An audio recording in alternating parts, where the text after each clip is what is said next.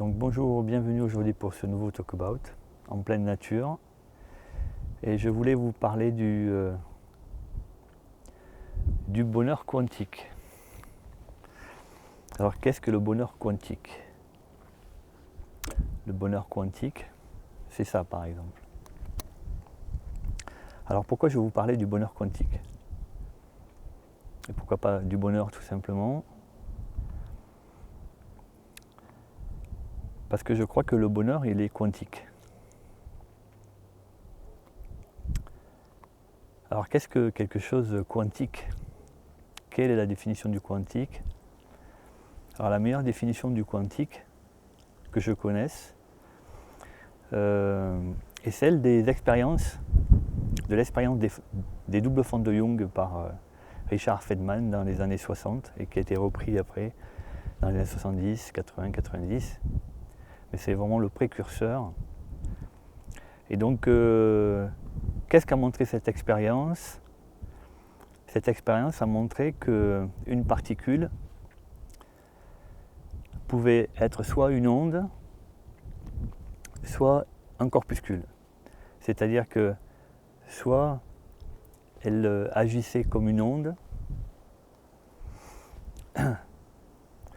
et elle se diffusait comme une onde de façon aléatoire, imprévisible, soit elle se définissait comme une particule qu'on peut prévoir. Alors cette expérience des doubles fentes de Young est remarquable. Donc elle consiste à faire passer un électron à travers une plaque dans laquelle il y a deux fentes.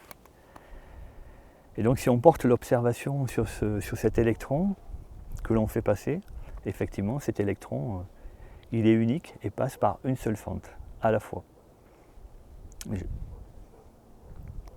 Une des deux fentes. Et il vient se positionner ensuite derrière une plaque à un endroit qu'on peut calculer, qu'on peut définir de façon mathématique avec la science classique de la gravité.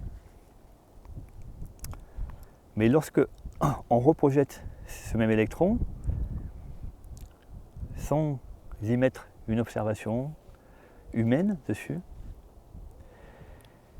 cet électron va franchir les deux fentes de façon simultanée et ensuite va aller se localiser sur la partie arrière de la plaque de façon plus aléatoire. En tout cas pas de la même manière que lorsqu'il est sous forme de corpuscule. Alors qu'est-ce que montre cette expérience qui est vraiment révélatrice du pouvoir, de la puissance du champ quantique? C'est qu'effectivement l'observation, l'interaction humaine, notre capacité à regarder, observer, limite le champ d'information que l'on peut percevoir. C'est-à-dire que nous, en tant qu'humains, ce que l'on voit vraiment du monde qui nous entoure n'est qu'une petite partie, n'est qu'une toute petite part de la vérité. Si on observe un électron, si on le fait passer à travers une plaque avec des fentes, on verra que cet électron traverse une seule plaque et à un endroit précis. On peut même calculer sa trajectoire, on peut le prévoir, on peut l'anticiper. Ça, c'est ce qu'on voit, c'est ce qu'on croit voir. Si on pense que la réalité c'est ça, malheureusement, on ne voit pas toute l'autre partie qui est beaucoup plus intéressante, beaucoup plus grande, beaucoup plus puissante. Et donc celle de cette même particule qui est duale, qui est un corps, mais aussi une onde vibratoire, une vibration. Et donc cette vibration, cette particule vibratoire, quand elle va se déplacer, elle va avoir plusieurs positionnements en même temps. C'est ce qu'on appelle la non-localisation, la particule quantique. Et donc elle va pouvoir se déplacer, se diviser, être duale, et pouvoir s'adapter à la situation, à l'environnement qui va lui être proposé. L'électron, en tant que corpuscule, si on essaye de le faire passer à travers une plaque avec deux fentes, si on ne dirige pas correctement cet électron, il ne pourra pas franchir les fentes, il viendra se loger dans la plaque. Une onde quantique, une particule quantique, saura par elle-même se positionner pour traverser cette plaque et ses fentes. Et ensuite, la partie intéressante, c'est qu'effectivement, donc elle traverse tout ce champ, c'est-à-dire qu'en fait, elle n'est pas localisée à un endroit, mais elle est localisée à plusieurs endroits de façon simultanée. Et donc, elle va continuer à se déplacer, elle traversera ces deux fentes parce que c'est son chemin, parce qu'elle peut passer par ces deux portes. Si on en avait mis trois, elle serait passée par la troisième en même temps. Et ensuite, ce qui est intéressant, c'est que derrière, elle va venir se positionner à un endroit particulier. Et si on fait passer d'autres particules, elles vont venir se positionner à un endroit particulier. Et cet endroit particulier, c'est quoi? C'est l'endroit, le lieu, l'espace où ces particules quantiques sont nécessaires, sont attendues, où elles ont une fonction et une mission à remplir. Alors on voit bien qu'il y a deux choses différentes. Voilà, ce corps, cette particule corpuscule prévisible, qui est liée à notre manière de voir le monde, à notre vision, à ce que notre cerveau peut juste nous en montrer, parce que le monde on le voit uniquement à travers ce cerveau qui nous en montre qu'une partie. Bien sûr, il y a d'autres manières de pouvoir percevoir justement la part invisible, le champ quantique. Et l'autre réalité, c'est ce monde quantique, c'est ce monde vibratoire, ce monde énergétique et ce monde de conscience. Donc cette particule, un électron que peut considérer comme étant quelque chose de matériel, uniquement matériel, énergétique, sans aucune intelligence, c'est bien tout le contraire.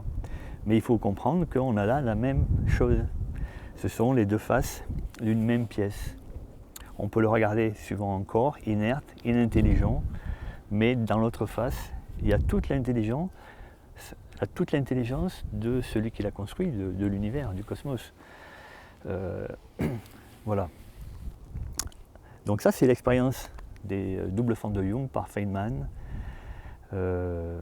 qui montre le potentiel extraordinaire du champ quantique et aussi des particules quantiques. Donc il ne faut pas oublier que tout est quantique. Nous sommes quantiques, nous sommes composés de particules et de particules quantiques, de particules corpusculaires, mais de particules vibratoires. Tout autour de nous est pareil. Donc ce monde en fait est vibratoire.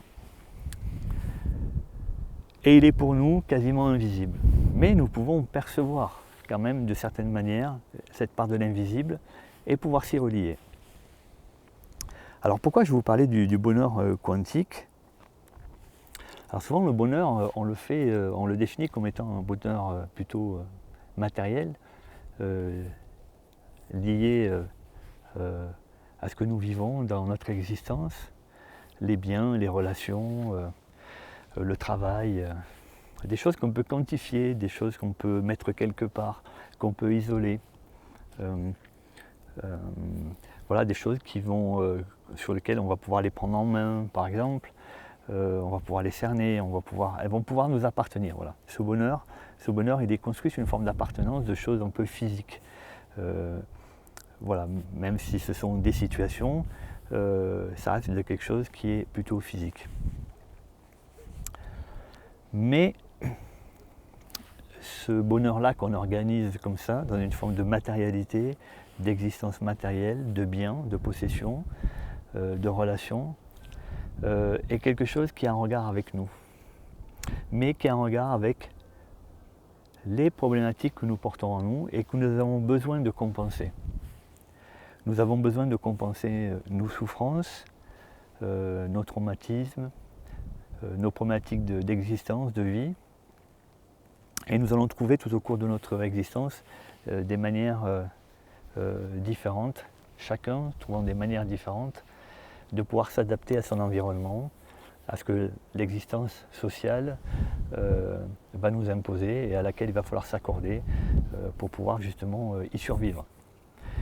Mais n'empêche que nous sommes porteurs de traumatismes, de certaines choses qui sont liées à notre propre vécu personnel dans l'enfance, nos relations avec les parents par exemple, mais aussi de certaines mémoires, les mémoires transgénérationnelles, les mémoires karmiques. Donc tout ça a un écho, une résonance en nous et nous allons nous construire en partie avec ça, c'est d'être quelque part notre talon d'Achille, notre point de faiblesse. Ce point de faiblesse, il va toujours être là dans un coin et toute notre vie, nous allons plus ou moins l'organiser pour nous protéger de la souffrance ou de ce que ces mémoires peuvent raviver chez nous. Que ce soit dans nos relations, dans le travail, dans la manière dont nous allons construire notre vie, nous vouloir nous en protéger et chercher ce bonheur, en fait, cette part un peu d'idéal, cet espace où justement nous allons pouvoir être dégagés de ces blessures, de ces souffrances, de ces traumatismes, qui sont souvent inconscients bien sûr, mais que nous ressentons et que nous pouvons ressentir à certains moments dans certaines situations. Alors le bonheur quantique, c'est quoi? Alors au lieu d'adopter la recherche du bonheur dans une forme de quelque chose de défini, de physique, de matériel, en rapport avec nous, avec notre passé, quelque part, le bonheur quantique, c'est tout autre chose. Le bonheur quantique, ça va être vraiment de nous accorder tel que nous sommes réellement, dans notre capacité à pouvoir nous accorder à ce qui nous entoure, à être dans ce que nous sommes nous réellement, dans notre potentiel personnel de réalisation, et connecté à ce champ qui va nous offrir toutes les possibilités pour pouvoir nous réaliser. Les possibilités pour nous réaliser dans le monde matériel, elles sont très limitées. Elles n'offrent pas assez de possibilités. Et on va toujours trouver un écueil. Cette recherche du bonheur à travers les choses matérielles, à travers cette vie matérielle, aura toujours des limites. Parce qu'on ne trouvera jamais la solution adéquate pour résoudre nos problèmes profonds. Bien sûr, l'idéal, ça serait de se débarrasser des problèmes. On peut s'en débarrasser une partie, mais certains sont trop inscrits en nous et font partie de notre karma, font partie de notre incarnation. Et ce n'est quasiment impossible à dépasser, à les effacer. Donc on peut juste en fait arriver à les surpasser ou trouver à développer des capacités en nous qui vont pouvoir en fait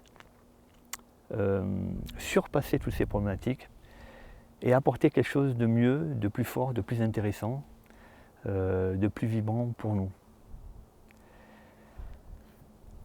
Alors ce n'est pas du tout un cache-misère, ce n'est pas ça.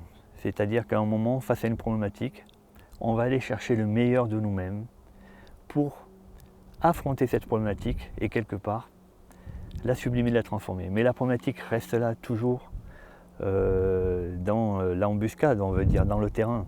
Bien sûr, parce que de toute manière, on est dans un monde quantique. Donc dans le monde quantique, il y a deux faces. Il y a la face obscure et il y a la face lumineuse. La face lumineuse, c'est la face du champ quantique. La face obscure, c'est la face du monde terrestre, c'est la face de l'incarnation, c'est la face de nos mémoires, de notre passé, de nos traumatismes. Mais ces deux choses coexistent en même temps, la face sombre, cachée, la face lumineuse du champ quantique. Donc soit en fait on se relie uniquement tout le temps, on fait tout le temps les choses en rapport avec cette face-là, cette face cachée, cette face terrestre, cette face d'incarnation, cette face traumatique, cette face personnelle.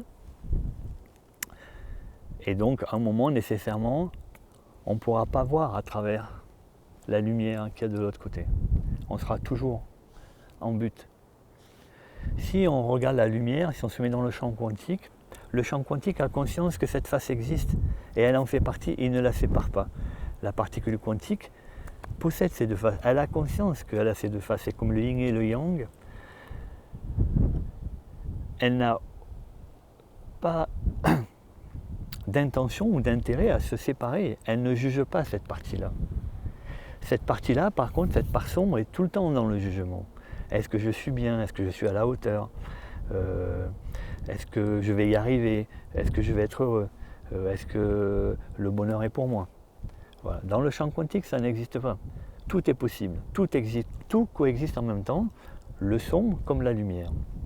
Mais l'important, c'est de travailler dans la lumière, puisque le champ quantique est un champ d'expansion, est un champ de conscience, est un champ vibratoire, est un champ qui cherche à donner le meilleur de nous-mêmes, à s'expanser et à y faire participer tous les éléments qui sont inclus dans ce champ quantique. Nous sommes inclus dans ce champ quantique. Donc, il ne faut pas s'en exclure. Donc, si je vais chercher la part de moi-même dans ce champ quantique, je vais aller chercher dans ce champ quantique ce que je vais aller trouver, c'est tout ce que moi, au fond de moi, tout ce qui m'a été donné en arrivant ici sur Terre, dans cette incarnation, toutes les possibilités que je peux développer pour être encore plus grand, encore plus fort, à pouvoir réaliser des choses que je ne peux même pas imaginer, et aussi à percevoir ce monde, non plus à travers le filtre de ma personne, de ma personnalité, de mon ego, de mes souffrances, de mes problématiques, de ces limitations matérielles, mais dans quelque chose de beaucoup plus vaste, beaucoup plus profond, beaucoup plus conscient, dans lequel, dans tout ce champ, il y a toutes les autres choses du champ quantique avec lequel je peux communiquer. Si je reste figé dans la part sombre, c'est-à-dire dans ma part personnelle, dans cette part physique, je vais avoir du mal à communiquer, à être en relation avec les autres, avec ma famille, mes amis, les personnes que j'aime, mes enfants, être complètement en relation. Parce que je ne pourrais percevoir d'eux que ce qui est en rapport avec moi. Je ne pourrais pas avoir leur partie divine, leur partie quantique. Pour pouvoir percevoir les choses quantiques, il faut se mettre dans une vision quantique pour voir cette lumière, tout cet espace. Et donc ce bonheur quantique, c'est juste chercher juste à être dans cet instant où on a conscience qu'on fait partie de quelque chose de très très vaste, de très très grand, dans lequel nous avons toute notre place, toute notre légitimité pour exister, pour nous développer, pour nous expanser, et que cet espace, il veut notre bonheur. Il est là pour notre bonheur et non pas pour notre malheur. Le malheur, il n'existe que dans la face sombre de nous-mêmes. Il existe dans les parts sombres de nous-mêmes, dans les choses auxquelles nous ne croyons pas, parce que nous sommes reliés à des souffrances, à des mémoires traumatiques, à des relations avec nos parents, avec de l'éducation, etc., du conformisme. Dans cette part de lumière du champ quantique, tout est possible. Il n'y a aucune limite, il n'y a aucune interdiction, il n'y a aucun tabou. Nous sommes là, le champ quantique est là pour exister, pour se développer. Et donc quand vraiment on va se relier à cet espace, et quand on a la conscience qu'on est complètement légitime dans cet espace, c'est très facile de trouver le bonheur, puisque en fait, c'est un peu comme si ce champ quantique nous tendait la main pour dire viens jouer avec moi, viens te promener, viens récolter, viens chercher ce dont tu as besoin. Et tu vas voir, les possibilités sont infinies.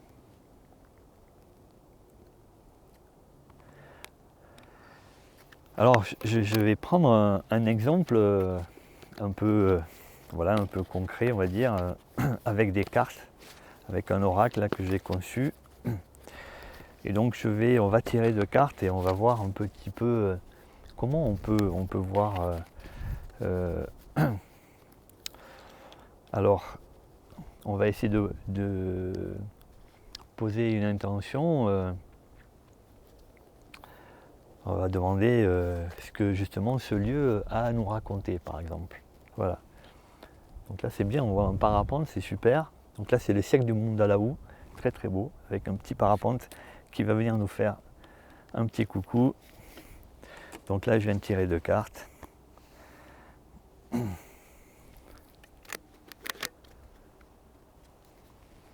Voilà, donc les deux cartes que je viens de tirer, c'est le cosmos et c'est l'ours.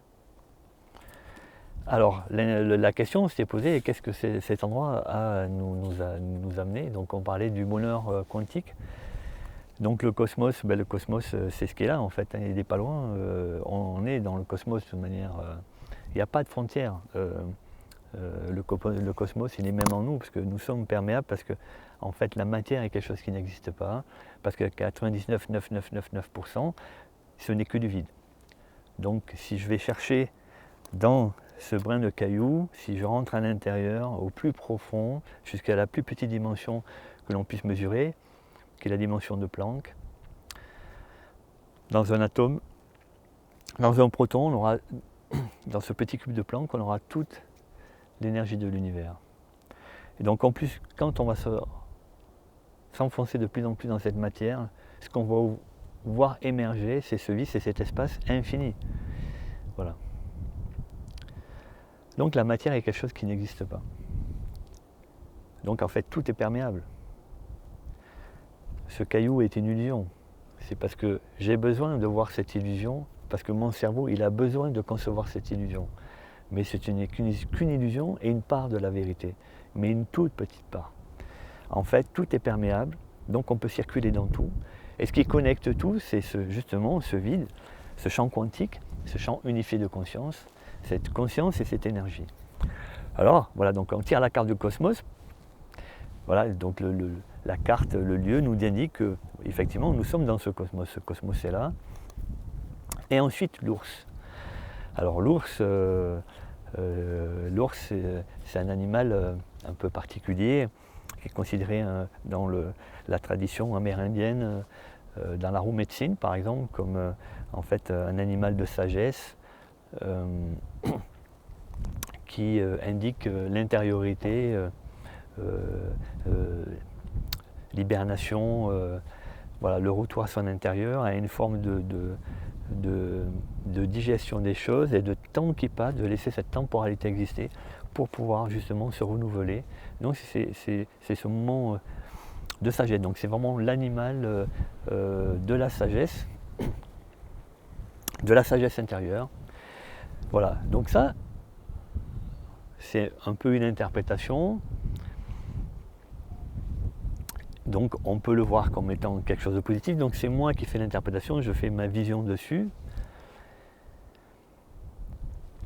Si à l'inverse on essaie de voir l'autre face, la face quantique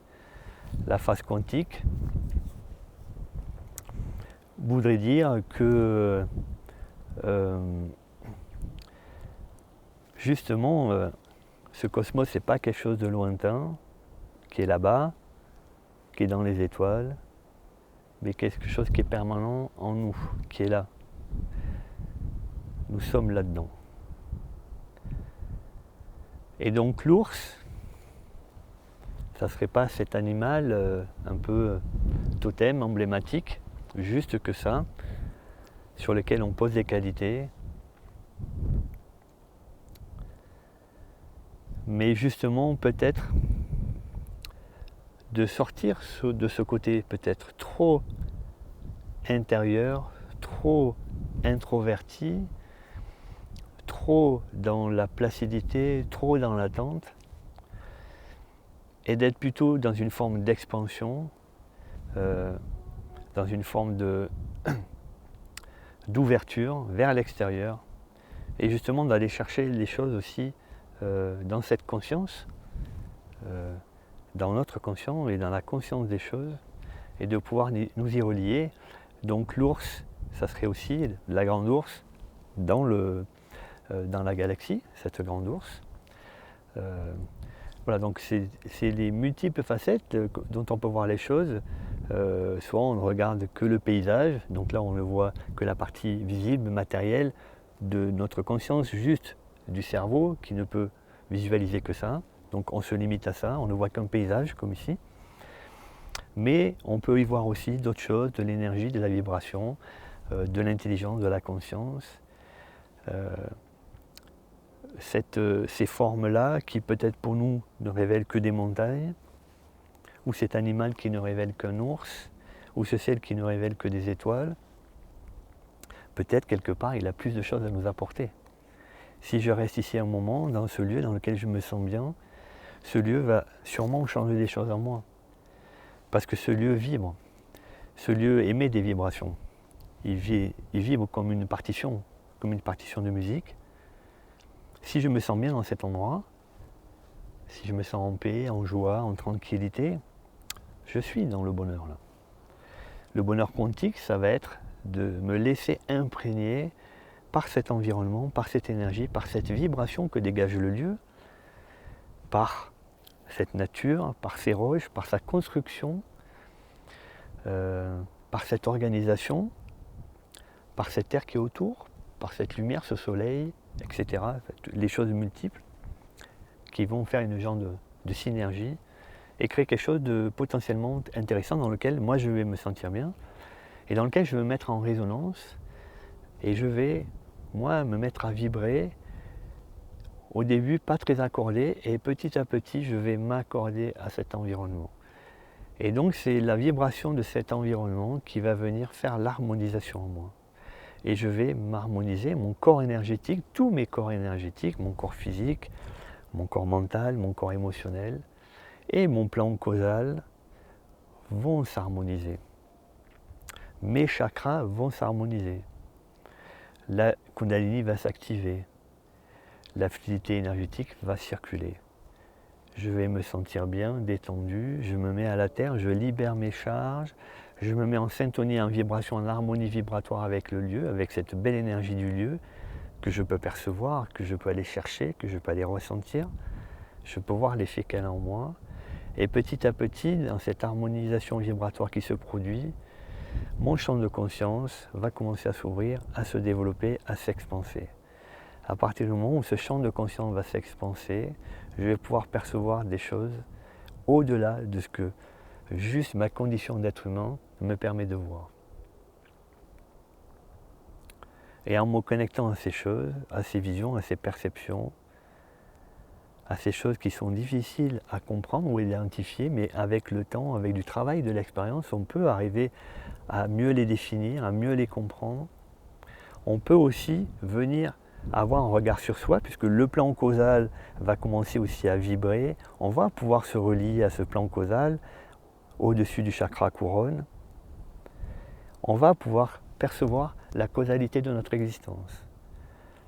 Si je cherche le bonheur dans la vie physique, dans le bonheur matériel, si je me pose certaines questions, je peux me dire, tiens, peut-être qu'en fait, si j'essaye de faire ça, d'acheter telle voiture, c'est que j'ai besoin de me rassurer. Ou autre chose. Mais pourquoi j'ai besoin de me rassurer? Pourquoi je ne me sens pas en confiance? Est-ce que je me sens en danger? Pourquoi je me sens en danger? Qu'est-ce qui se passe? Est-ce que j'ai vraiment besoin d'avoir une nouvelle voiture pour plus me sentir en danger? Est-ce que c'est ça qui va changer la donne? Et le jour où je n'ai plus de voiture, où je casse ma voiture, on me vole ma voiture, je vais à nouveau me sentir en danger. Est-ce que la voiture suffira à combler tout mon impression que je ne me sens pas en confiance, en danger, ou qu'il y a quelque chose qui m'inquiète? Il me faudra peut-être autre chose, après une maison, un château. Voilà. Donc ça, c'est la construction dans ce plan matériel, dans ce plan physique, dans ce plan personnel. Donc ça, c'est la vision du plan causal. Donc là, en fait, ce champ quantique, il est en train de me faire voir cette face sombre et tout ce qu'il y a dans cette part sombre. À partir du moment où je vais identifier certaines problématiques et que je vais juste les accepter. Oui, j'ai peur. Oui, je me sens en danger. Il y a quelque chose en moi, au fond de moi, dans lequel je me sens en danger, dans lequel j'ai peur. Je vais peut-être aller à la rencontre de cette peur. Je vais peut-être aller voir quelqu'un qui va m'aider à trouver l'origine de cette peur, qui est dans mon inconscient, qui est dans mon vécu, qui est inscrit dans mon ADN, qui vibre. Si je fais une mesure avec mon appareil, avec le LVA, on va voir cette vibration. Elle est marquée, elle est là. Si à un moment, dans certaines circonstances, tout ce que j'ai mis en place pour que ce bonheur existe, pour que je sois à l'abri de mes peurs, pour que ce bonheur existe matériel, dans cette face cachée, si jamais je casse ma voiture, le bonheur c'est fini. Je deviens malheureux. Et je vais me retrouver en face de mon problème, de mes peurs, de ce sentiment de danger.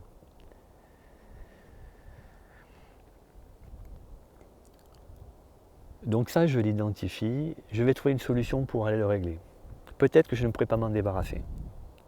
Ok, à partir du moment où je sais que le danger est là, que j'ai peur, que ce danger est là quelque part, et qu'il a une raison d'être là, c'est mon plan causal, je vais faire en sorte que ce plan causal ne vienne pas vibrer et ne vienne pas générer des effets.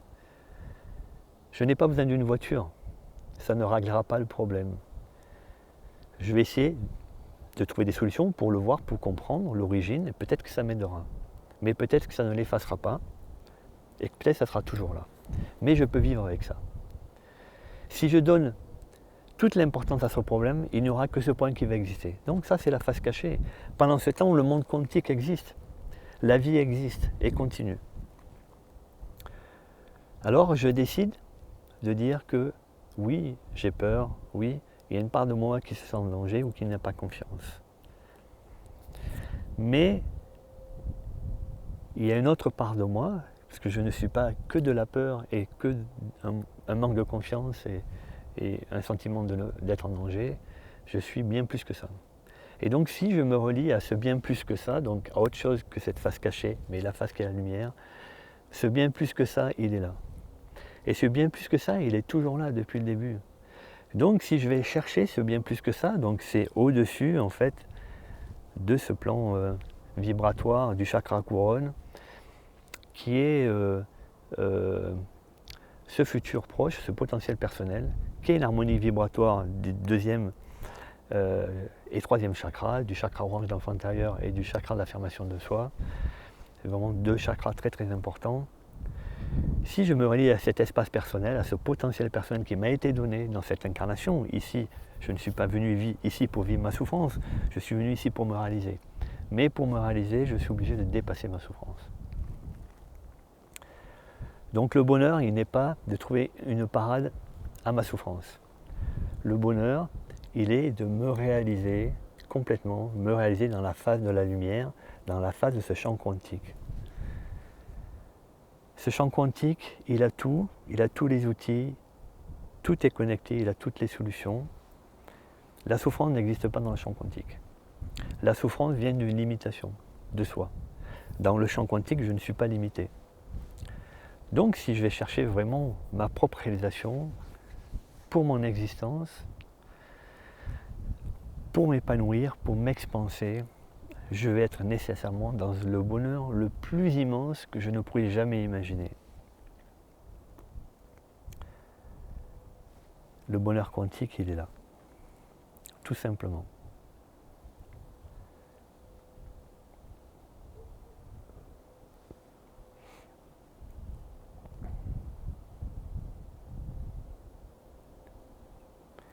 Donc je vous invite à aller dans la nature parce que c'est un endroit qui est très propice justement à trouver des vibrations positives qui nous permettent justement de pouvoir nous calmer et de pouvoir justement ouvrir ce champ de conscience et de pouvoir nous connecter à certaines choses. Voilà, trouver un loin de la nature, un peu éloigné du bruit, où vous êtes tout seul. Allez vraiment vers le lieu qui vous attire. On est tous différents et un même lieu ne conviendra pas à une autre personne. Il faut trouver votre espace, celui qui vous attire, vers lequel vous avez envie d'aller. Vous vous posez au sol, pieds nus, à même le sol, sans chaussures. Voilà. Et vous laissez faire. Vous vous positionnez, vous attendez, vous restez assis. Vous allez voir un moment, peut-être que ces pensées vont commencer peut-être à bouillonner et puis laissez-les partir comme des pop-corn, comme des bulles qui viennent popper à la surface. Voilà, laissez-vous imprégner. C'est que nécessairement il se passe quelque chose. Des fois, peut-être la première fois, ça ne va pas être très agréable parce que ça va libérer. Ça va faire bouger les choses en vous. Vous avez du mal à vous harmoniser. Vous êtes en opposition, vous vous opposez. Voilà. Vous n'arrivez pas à vous harmoniser parce que c'est quelque chose qui est trop... La pureté ne peut pas encore venir à vous. Vous ne pouvez pas faire entrer la pureté à vous, donc vous êtes en une forme d'opposition, vous résistez, on résiste. Ce n'est pas très grave. C'est plutôt bon signe, ça veut dire qu'il se passe quelque chose. Revenez une autre fois, et encore une autre fois, et encore une autre fois, et encore une fois. Venez-y simplement, juste posez-vous. Laissez-vous imprégner par le paysage, par le soleil, par l'environnement, par ce qui se passe, l'air, le vent, la brise qui vient sur la peau. Ressentez ce plaisir aussi d'être dans la nature. Voilà. Ce sont des choses très simples qui sont à la portée de tout le monde. Et comme je le disais l'autre jour dans le lever du soleil, tout ce champ quantique, tout cet espace, tout le monde y a droit, en totalité. On n'a même pas à le partager. Il appartient à tout le monde. Chacun peut s'y relier et chacun peut décider du moment où il peut s'y relier. Donc choisissez le vôtre, choisissez votre instant, votre moment dans la journée, votre moment dans la semaine, un moment dans le week-end. Et venez vous relier dans la nature, venez vous poser, venez vous connecter. Vous allez vous connecter à vous-même, vous connecter en ce champ quantique. Ce champ quantique va être un miroir, va être un activateur, va vous permettre de vous voir à l'intérieur, voir qui vous êtes, accepter qui vous êtes, avec tous vos défauts, Mais sachez que les défauts sont qu'une petite partie. C'est ce que une chose que vous n'avez voulu voir de vous. Regardez autre chose de beaucoup plus grand. Et ce champ quantique, il va vous montrer toute votre puissance, toute votre beauté, tout votre potentiel, toute votre capacité de pouvoir vous réaliser. N'ayez aucune crainte. Ce champ, il est là pour vous aider, pour vous soutenir. Pas pour vous abandonner, pas pour vous mettre des bâtons dans les roues.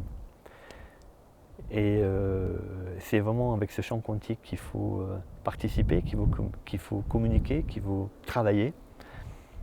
Parce que nous sommes des particules quantiques, nous sommes des êtres quantiques, et nous travaillons pour ce champ quantique et avec ce champ quantique.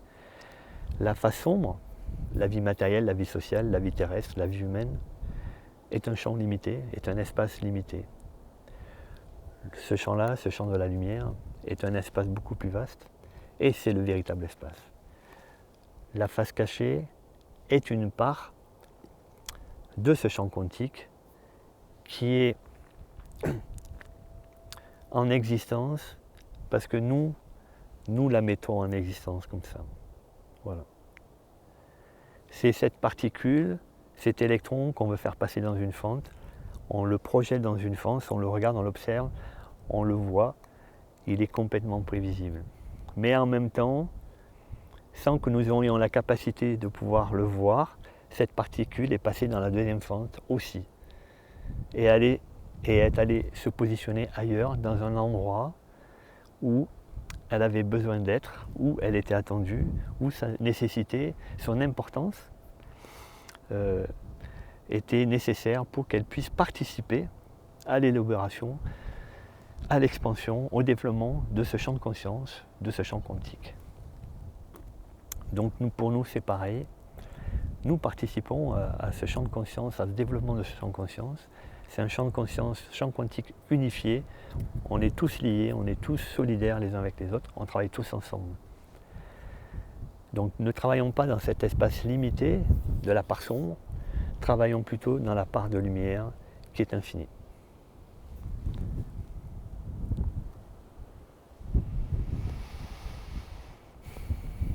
Merci.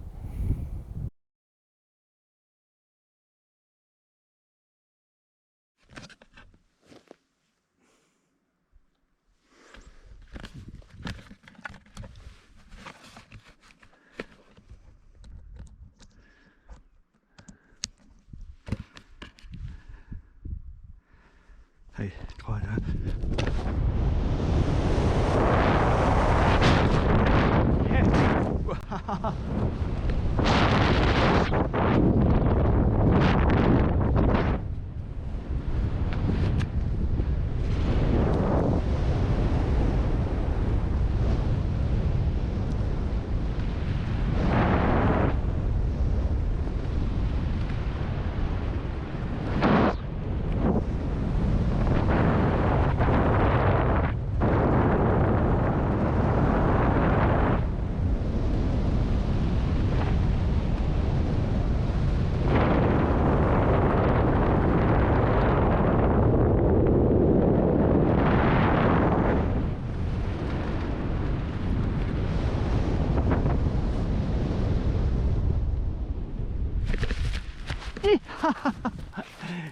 Cool.